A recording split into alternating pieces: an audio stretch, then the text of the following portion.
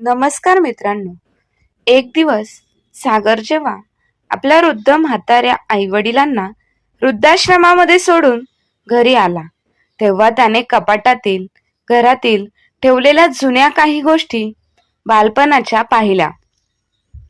त्यामध्ये त्याने असं काही पाहिलं की त्यामुळे त्याच्या पायाखालची जमीनच सरकली व त्याला खूपच अस्वस्थ वाटू लागले. कारण त्याच्या हातात आता पश्चातापाशिवाय दुसरं काहीच नव्हतं.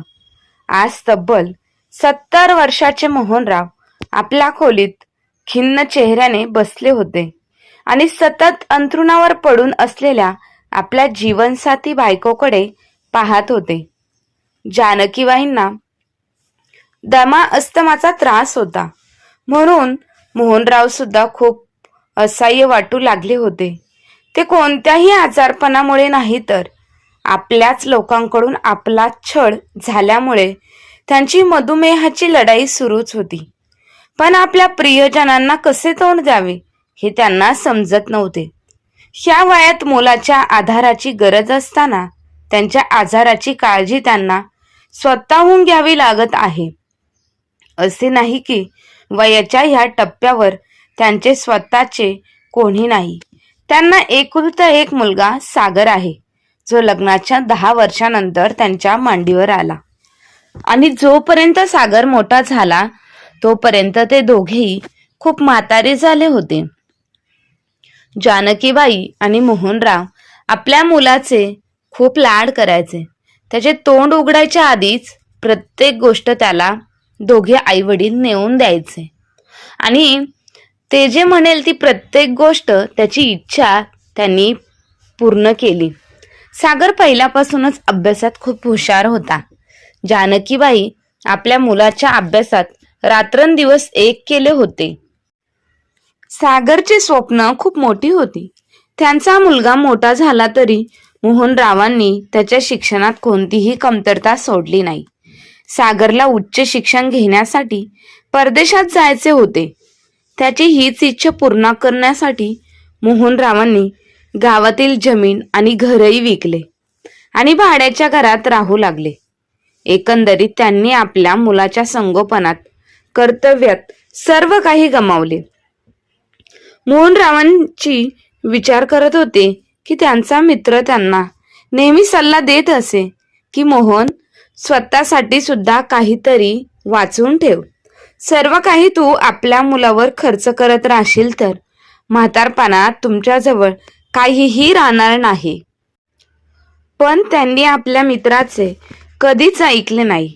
माझा मुलगा हीच माझी खरी संपत्ती आहे, माझा अभिमान आणि स्वाभिमान आहे, जो मला कधीच नतमस्तक होऊ देणार नाही कोणाच्याही जवळ, असे ते नेहमी म्हणत होते. हे सांगताना त्यांची छाती अभिमानाने फुलून येत होती. यावर मित्राने मुलाला परदेशात शिक्षण घ्यायचे असेल तर त्याच्या अभ्यासासाठी बँकेतून कर्ज काढून घ्या असा सल्ला दिला होता. तरी तुम्ही घर विकले आहे आणि आता म्हातारपणाचा काळ जवळ आला आहे. जर तू तुझ्या जवळ काहीच ठेवले नाही तर तुम्हाला पूर्णपणे तुमच्या मुलावरती अवलंबून, सागरवरती अवलंबून राहावे लागेल. पण मोहनराव म्हणाले, आम्ही आमच्या मुलाच्या शिक्षणासाठी बँकेकडून कर्ज घेणार नाही.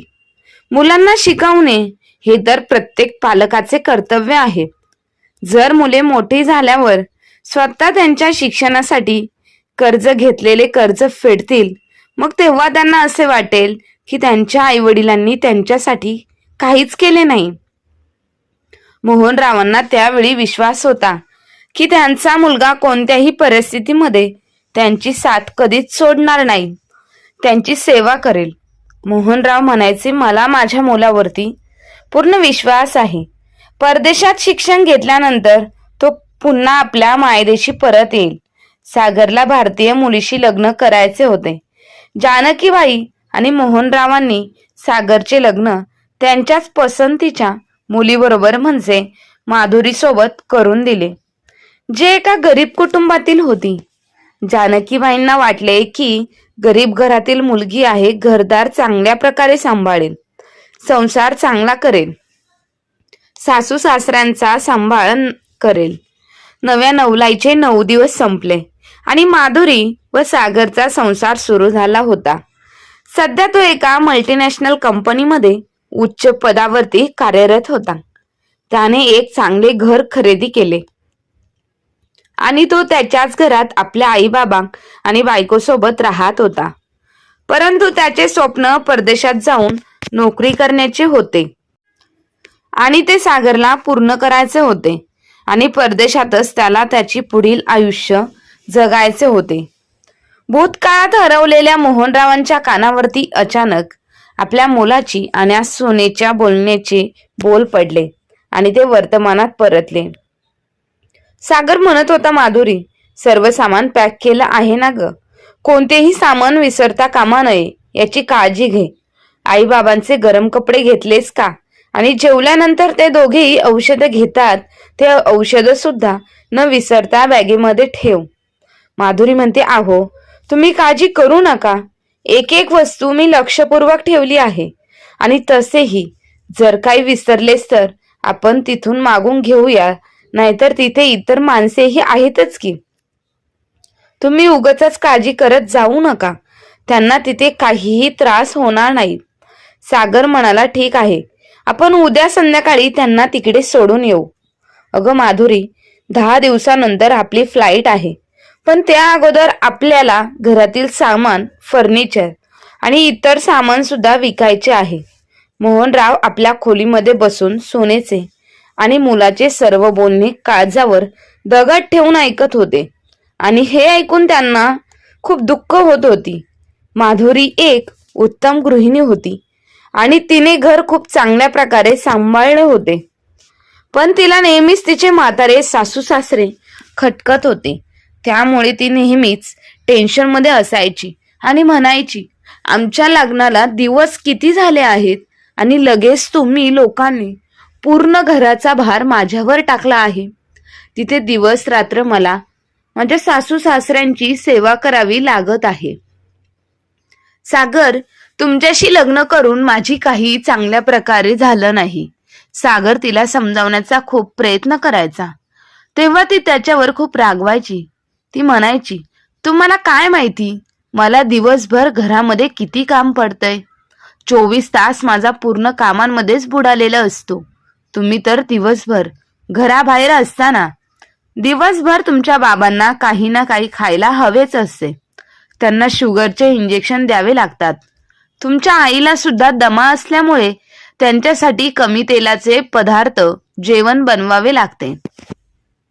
त्यांच्या हातात औषध द्यावी लागतात. आता तुम्हीच मला सांगा, बाजूच्या टेबलवर असलेला ग्लास मधील पाणी सुद्धा त्यांना स्वतःहून घेता येत नाही का? या सगळ्या कामांचा मला वैताग आला आहे. यामुळे मी खूप थकली आहे, मी कंटाळली आहे.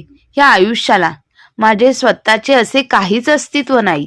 मला असे वाटते की मी तुमची बायको बनून नाही तर या घरची मोलकरीण बनून या घरामध्ये आली आहे. आता सागर सुद्धा ह्या रोजच्या कटकटीला वैतागला होता. एके दिवशी जेव्हा माधुरीच्या माहेरचे लग्न होते, तेव्हा तिला तिच्या नवऱ्यासोबत तिथे जायचे होते. लग्नात घालण्यासाठी माधुरीने खूप सुंदर अशी साडी खरेदी केली होती आणि माहेरी जाण्याची सगळी तयारी केली. पण लग्नाच्या दिवशी तयार होण्यासाठी जेव्हा ती ब्युटी पार्लर मध्ये जायला निघाली, तेव्हा सागरने तिला थांबवले आणि तो म्हणाला, अरे, आपण लग्नाला जाणार आहोत म्हणून तू आज जेवण बनवले नाहीस. आधी माझ्या आईबाबांसाठी जेवण बनव, त्यांची औषधं टेबलवर काढून ठेव आणि त्यानंतर तुला जिकडे जायचं आहे तू तिकडे जा. तुझा यावर माधुरीने रागाने म्हणाली, एवढी सगळी कामे करून मग पार्लरमध्ये गेले तर लग्नाला कधी पोहोचायचे? लग्न झाल्यानंतर? हे बघा सागर, मला ही सर्व कामं करायला उशीर होईल, जवळजवळ 1 तास तरी लागेल. तुम्ही आईबाबांसाठी बाहेरून जेवण ऑर्डर करा, तोपर्यंत मी तयार होऊन येते. सागर म्हणाला, माधुरी, ह्या वयात माझ्या आईबाबांना बाहेरचे जेवण पचत नाही आणि तुला तर चांगलंच माहिती आहे की बाहेरचे जेवण खाल्ल्यानंतर त्यांची तब्येत लगेच खराब होते. हे बघ, आपण लग्नात थोडे उशिरा गेलं म्हणून काहीही बिघडणार नाही. सागरचे असे बोलणे ऐकून माधुरीला खूप राग आला. ती म्हणाली, माझ्या माहेरचे लग्न आहे ना, त्यामुळे तुम्हाला काहीही उत्साह नाही. माझे तर आयुष्य पूर्ण खराब झाले आहे तुमच्याशी लग्न करून. आता मला कोणत्या लग्नाला वगैरे जायचं नाही. मला तर वाटते की मी इथे तुमची बायको बनून नाही, तर तुमच्या आईवडिलांची मोलकरीण बनूनच आलेली आहे. आयुष्यभर त्यांची सेवा करण्यासाठी तुम्ही फक्त तुमच्या आईवडिलांची सेवा करून घेण्यासाठी माझ्यासोबत लग्न केलं आहे. आपल्या सुनेचे असे बोलणे ऐकून सागरच्या आईबाबांना खूप दुःख झाले. त्यांच्या मनात विचार येऊ लागले की म्हातारपणात माणूस किती लाचार होतो. त्याला आपल्या मुलांना बोलण्याची हिंमत देखील होत नाही. त्या दिवशी माधुरीला राग आल्यामुळे लग्नाला गेलीच नाही. ती रुसून फुगून घरातच बसली होती. घरात सर्वत्र शांतता पसरली होती. माधुरीने जेवण देखील बनवले नव्हते. सागर तिला मनवू लागला, पण ती काही ऐकायला तयार नव्हती.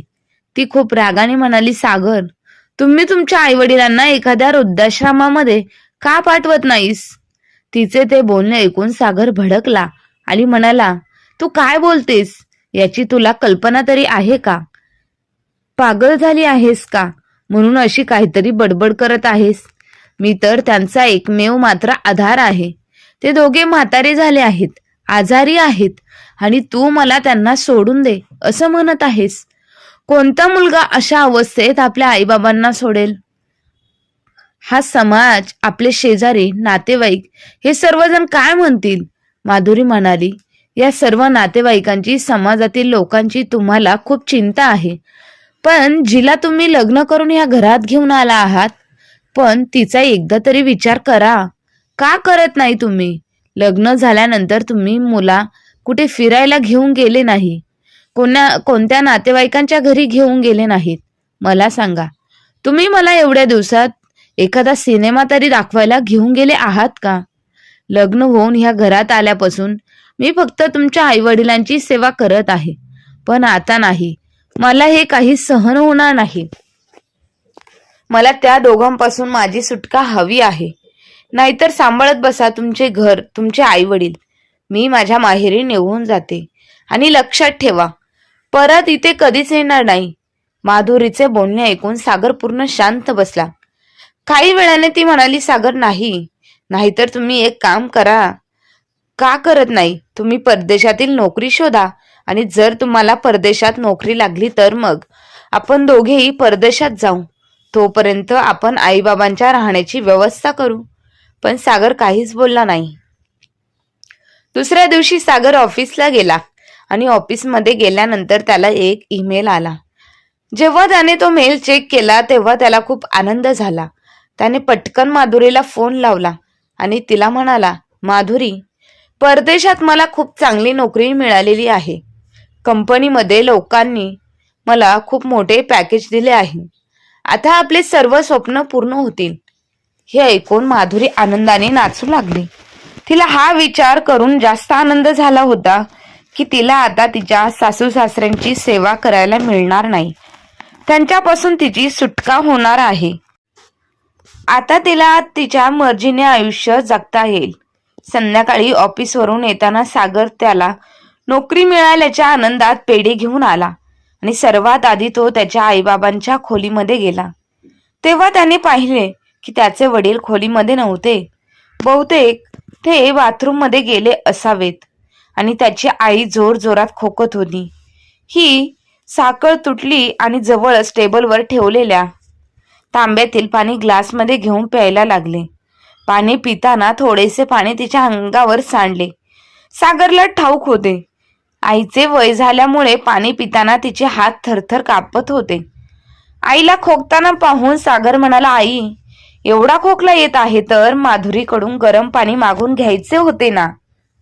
जानकीबाई मनातल्या मनात म्हणाल्या, आधीच तिचा पारा आम्हा दोघांवर चढलेला असतो आणि आता जर गरम पाणी मागितले असते तर ती रागाने लालबुंद झाली असती. पण मुलगा आणि सुनेमध्ये वाद होऊ नये ह्याच विचाराने आणि जानकीबाई गप्प बसल्या. त्यानंतर पंख्याकडे पाहत म्हणाल्या, बाळा, काल रात्री आम्ही अजिबात झोपलो नाही. माहित नाही ह्या पंख्याला काय झाले आहे. चालू असताना मध्येच बंद पडतो. उद्या तुला ऑफिसला सुट्टी आहे ना, मग तू उद्या हा पंखा नीट करून घेऊन ये ना. आणि हो बाळा, माझी आणि तुझ्या बाबांची औषधं सुद्धा आता संपलेली आहेत, ते सुद्धा घेऊन ये. आपल्या आईची अवस्था पाहून सागरला खूप वाईट वाटत होते. त्याला समजत नव्हते की आता त्याला परदेशामध्ये नोकरी लागली आहे हे आईबाबांना कसे सांगावे. त्याच्या तोंडून शब्द फुटत नव्हते.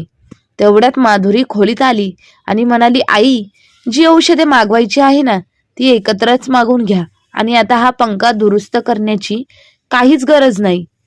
सुनेचे बोलणे ऐकून जानकीबाई नाही प्रश्नार्थक नजरेने तिच्याकडे पाहत होत्या.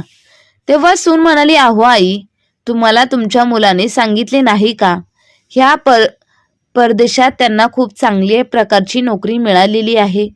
सुनेचे बोलणे ऐकून जानकीबाई सुन्न झाल्या. मोहनराव देखील खोलीतून बाहेर दरवाज्यात येऊन उभे राहून हे सर्व काही ऐकत होते. त्यांच्या डोळ्यात आनंद अश्रूही आले आणि दुःखाचेही. आपल्या मुलाची प्रगती पाहून ते दोघेही खूप खुश होते, पण त्याच्यापासून दूर राहण्याचे दुःख त्यांना खूप त्रासदायक वाटत होते. त्यानंतर ते दोघेही आपल्या मुलाला खूप सारे आशीर्वाद द्यायला लागले. पण दुसऱ्या क्षणी मोहनराव म्हणाले, मग बाळा, परदेशात तर तुम्ही दोघे जाणार आहात ना, आम्ही तरी ह्याच घरात राहणार आहोत. मग सुनबाई असे का म्हणाली की आता हा पंखा दुरुस्त करण्याची काहीच गरज नाही. आईचे बोलणे ऐकून जानकीबाई म्हणाल्या, तुम्ही सुद्धा कमालच करता. आता मुलगा आणि सून परदेशात जाणार आहे तर मग आपल्याला काय इथे सोडून जाणार आहे का? आपला मुलगा आपला एकमेव आधार आहे. आपल्याला तो त्याच्यासोबत घेऊन जाईलच ना. आईचे असे बोलणे ऐकून सागरच्या चेहऱ्यावरचे भाव बदलले. त्याला घाम फुटला. त्याची अवस्था बघून त्याची बायको त्याला डोळ्यांनी खुणावू लागली की त्यांना आश्रमात पाठवणार आहोत, त्याबद्दल सांगा. पण सागरला बोलण्यासाठी तोंडातून एकही शब्द बाहेर येत नव्हता. मग तिथे उभे असलेल्या मोहनरावांना आपल्या सुनेच्या आणि मुलाच्या मनात काय चालू आहे आणि ते दोघेही का गप्प बसले आहे हे समजले होते. सागर म्हणाला, तर बाबा, मी काय म्हणत होतो. सागर अडखळत बोलत असताना मध्येच त्याची बायको त्याचं वाक्य पूर्ण न होऊन देता माधुरी म्हणाली, अहो सागर, यात घाबरण्यासारखं काय आहे? स्पष्ट सांगा ना की यापुढे ह्या दोघांना वृद्धाश्रमामध्ये. माधुरीचे बोलणे ऐकून जाण्याची जानकीबाई आणि मोहनरावांना खूप मोठा धक्का बसला. दोघांनाही त्यांच्या अंगात प्राण नसल्यासारखे जाणवू लागले. त्यांना जोरजोरात रडावे असे वाटत होते. त्यांना त्यांच्या सोनेच्या आणि मुलाच्या आनंदावरती विरजण घालायचे नव्हते. आपल्या पत्नीच्या डोळ्यातील दुःख पाहून मोहनरावांनी जानकीबाईंच्या खांद्यावरती हात ठेवून त्यांना आधार दिला. मग आपले अश्रू लपवत ते हळूच आवाजात आपल्या मुलाला म्हणाले, जर परदेशात तुम्ही दोघे जात आहात तर आम्हाला वृद्धाश्रमात पाठवण्याची काही गरज आहे का? आम्ही ह्याच घरामध्ये कसे तरी राहू. तुझ्या आईची काळजी घेणे इतपत मी अजून सक्षम आहे. यावर सागर म्हणाला, पण बाबा, तिथे जाण्यासाठी आम्हाला हे घर विकावे लागेल ना. परदेशामध्ये लहानातली लहान घराची भाडे सुद्धा खूप जास्त असते. त्यामुळे हे घर विकून जे पैसे मिळतील त्या पैशातून आम्ही परदेशात आमचे घर खरेदी करू. पण तुम्ही लोक अजिबात काळजी करू नका. तुमची जबाबदारी घेणे हे माझे कर्तव्य आहे आणि त्यासाठी मी खूप चांगली व्यवस्था केलेली आहे. तिथे तुम्हाला काहीच कमी पडणार नाही. एवढे बोलून मुलगा आणि सून त्यांच्या खोलीमध्ये निघून गेले.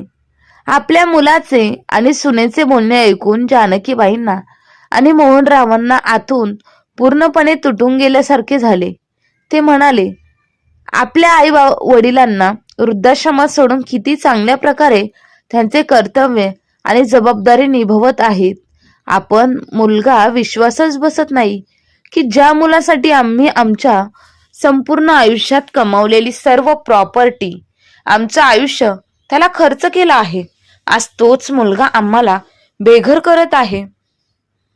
यावर जानकीबाई रडत म्हणाल्या, अशा मुलापेक्षा जर देवाने पदरात मूल दिलंच नसतं तर किती छान झालं असतं. कमीत कमी एकदा जरी म्हणाला असता की आई बाबा, तुम्ही चला आमच्या सोबत, तुम्ही दोघेही इथेच राहिलात तर मग तुमची काळजी कोण घेईल? म्हातारपणात तुम्ही माझ्यासोबत राहा, पण त्याला तर त्याच्या भविष्याची काळजी पडलेली आहे. मग त्याच्यासाठी इकडे आईवडिलांचे काही झाले तरी त्याला चालेल. आपल्या मुलाचे आणि सुनेचे बोलणे ऐकून मोहनराव आणि जानकीबाईंना जाणवले होते की ह्या वयात सुद्धा म्हाताऱ्या डोळ्यांना अजून खूप काही पाहायचे बाकी आहे. सागर आणि माधुरीला परदेशात जाण्यासाठी फक्त 7च दिवस बाकी होते आणि माधुरीने जाण्याची पॅकिंग सुरू केली होती. घरातील सामान काढत माधुरी म्हणाली, आई, तुम्ही घरामध्ये किती रद्दी सामान साठवून ठेवले आहे. एवढे सामान विकायला तर खूप वेळ लागेल. हे ऐकून जानकीबाई म्हणायला, सुनबाई, हे काही रद्दीचे सामान नाही, तर माझ्या संसारासाठी लागणाऱ्या आवश्यक वस्तू होत्या. या सामानातील एक एक वस्तू मी आनंदाने माझ्या संसारासाठी खरेदी केली होती, म्हणून त्या वस्तू मी सांभाळून ठेवल्या आहेत. त्यातील प्रत्येक वस्तू सोबत माझ्या जुन्या आठवणी आहेत. पण आता हे सामान तुला तर रद्दी आणि टाकाऊ वाटत आहे. माधुरी म्हणाली, आई, तुम्ही काहीही म्हणा, पण मला हे सामान विकावंच लागेल. असे बोलून माधुरी सर्व जुन्या वस्तू एका कोपऱ्यामध्ये फेकायला लागली. तिकडे सागरने घर विकण्यास काढले आणि 2 दिवसांमध्ये ते घर एका चांगल्या माणसाने खरेदी करणार होता. आणि म्हणूनच सागरने आपल्या आईवडिलांना वृद्धाश्रमात पाठवण्याची तयारी केली आणि सागरने आईबाबांचे सामान पॅक केले. जाताना जानकीबाई खूप वेळा मागे वळून वळून घराला पाहत होत्या. तिकडे मोहनराव विचार करत होते की माझ्या मुलाला मला ही अपेक्षा नक्कीच नव्हती की त्याने आपल्या आईवडिलांचा एक क्षणही विचार न करता आणि आम्हाला निराधार करून सोडले. म्हातारपण आल्यावर माणूस किती निरुपयोगी होतो का, हा प्रश्न त्यांच्या मनात सतत येत होता. गाडीमध्ये बसवून वृद्धाश्रमाकडे जाणाऱ्या जानकीबाई आपल्या पतीच्या सुरकुतलेल्या चेहऱ्याकडे पाहू लागल्या. मोहनरावांच्या मनात चाललेला कालवा, मनात होणाऱ्या दुःखांचा आवाज फक्त जानकीबाईंनाच ऐकू येत होता. तेवढ्यात अचानक सागर म्हणाला, आई बाबा, आपण वृद्धाश्रमात आलो आहोत. आपले दुःख लपवून ते दोघेही आपल्या सुनेकडे आणि आपल्या मुलाकडे पाहत वृद्धाश्रमामध्ये गेले. माधुरी तर खूप आनंदामध्ये होती. घरी येऊन सागर घर विकण्यासाठी कपाटातील कागदपत्र काढू लागला. तेव्हा आईबाबांच्या खोलीतून माधुरीचा आवाज आला, अहो ऐका ना, बाबांचे संदूक तर इथेच राहिले ना. अवघड आहे, असल्या जुन्या वस्तूंना सुद्धा कुलूप लावून ठेवले आहे तुमच्या आईने. सागर आईबाबांच्या खोलीत आला तेव्हा माधुरी सागरला म्हणाली, जरा बघा तर कुलूप तोडून, ह्या संदूकमध्ये असं काय आहे. तर तेवढ्यात सागरने त्या संदूकचे कुलूप तोडले आणि संदूक काढल्यानंतर त्यांच्या बालपणात घडलेल्या सर्व घटना त्याच्या डोळ्यासमोर आल्या. त्या संदूकमध्ये एक छोटासा बॉक्स होता. त्यात छोटे खेळणे होते जे खरेदी करण्यासाठी बाबांनी किती वेळा ओव्हर टाइम केला होता. ते पाहून सागरचे डोळे पाण्याने भरले, पण त्यांनी हिम्मत करून त्या बॉक्सला संदूकमधून बाहेर काढले.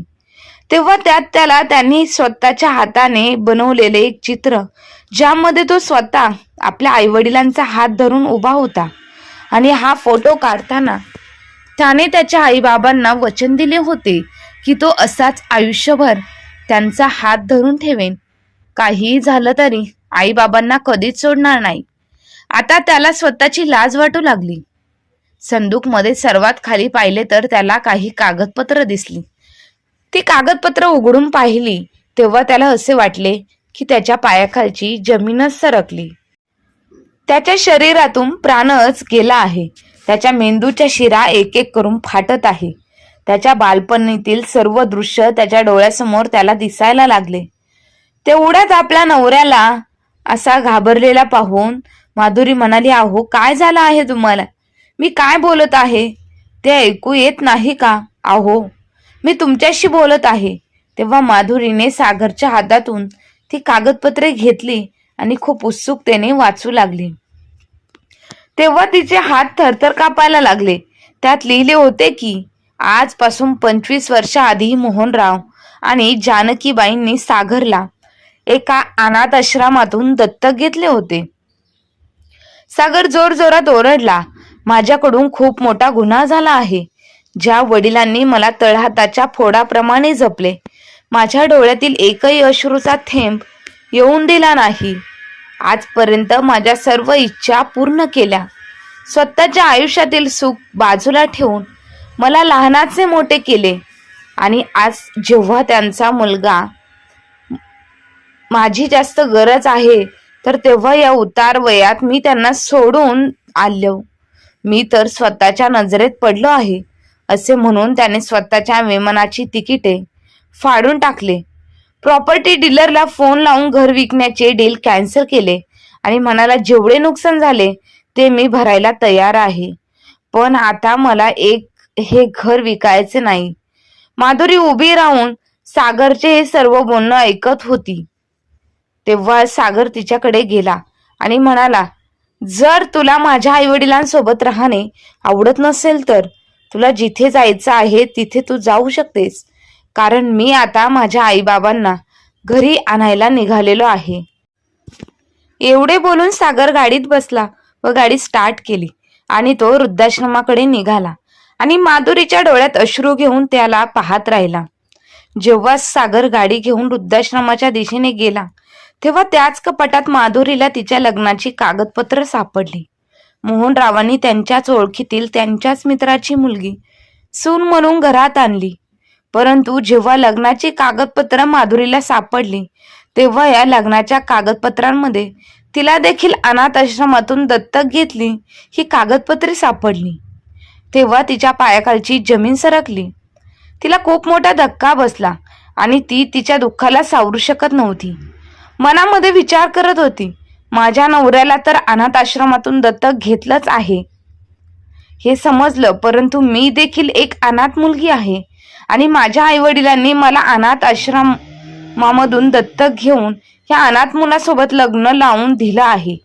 कारण त्यांना माहित होतं सागरचे आई बाबा मला शेवटपर्यंत किती जीव लावतील आणि मी त्यांचा व्यवस्थित सांभाळ करेल.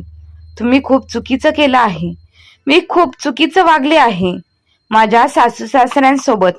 जेव्हा सागर मोहनरावांना आणि जानकीबाईंना वृद्धाश्रमातून घरी घेऊन आला तेव्हा दारात उभे असलेली माधुरीने त्यांना औक्षण केलं आणि घडलेली सर्व घटना सांगितली. त्यांना सांगून त्यांचे पाय धरून माफी मागितली आणि सांगितलं की आई बाबा, मी आयुष्याच्या शेवटपर्यंत तुमचा सांभाळ करेल. आज एक मुलगी तुम्हाला हे वचन देते. आता सागरला देखील खूप आनंद झाला होता. त्याला देखील त्याची चूक समजून माधुरीला देखील तिची चूक समजली होती आणि आता चौघेही आनंदाने राहत होते. तर मित्र आणि मैत्रिणींनो, आपले आई वडील आपल्यासाठी किती दुःख सहन करतात, किती त्याग करतात, ह्या गोष्टींचा आपण विचार न करता आपण गृहीत धरून आपण आपल्या भविष्याचा निर्णय घेत असतो. जसा निर्णय सागर आणि माधुरीने घेतला होता, त्यांच्या आईबाबांना दुःख देऊन आणि वृद्धाश्रमामध्ये सोडून. तर मित्रांनो, तुम्हाला ही आजची कथा कशी वाटली हे कमेंट बॉक्समध्ये नक्की कळवा आणि आपल्या चॅनलला लाईक शेअर सबस्क्राईब नक्की करा. धन्यवाद.